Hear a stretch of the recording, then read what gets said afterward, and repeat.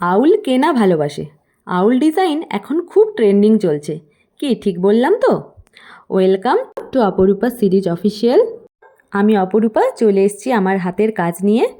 তোমরা অনেকেই জেনে গেছো ইতিমধ্যে যে আমি অর্ডার নিয়ে বানাই এই সমস্ত হাতের কাজ। এটা হচ্ছে একটা ম্যাগনেট বানাচ্ছি, 3Dর মধ্যে আছে। তো ম্যাগনেটের কাজ চলছে, কাস্টমারের পছন্দই ছিল আউল, তো আউলই বানাচ্ছি। এই যে দেখো, রং করাটাও তোমাদের শুরু থেকেই দেখাচ্ছি। একটু কিন্তু টাপ আছে, একটা একটা রং সকালে নেক্সট মানে স্টেপে যেতে হয়। আর ওই ডিজাইনের মাঝে মাঝে ছোট্ট ছোট্ট জায়গাগুলোতে রং করাটা সত্যিই একটু অসুবিধে।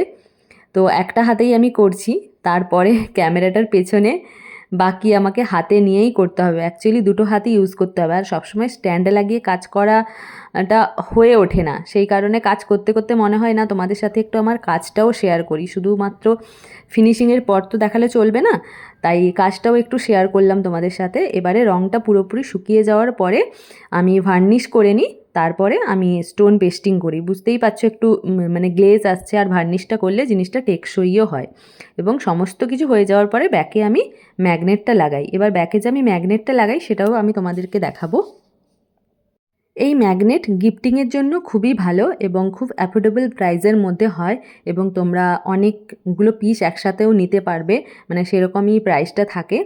তো তোমাদের যদি আমার হাতের কাজ ভালো লাগে তাহলে তোমরা আমার কাছ থেকে বুকিং করতে পারো, তবে আমাকে একটু টাইম দিতে হবে।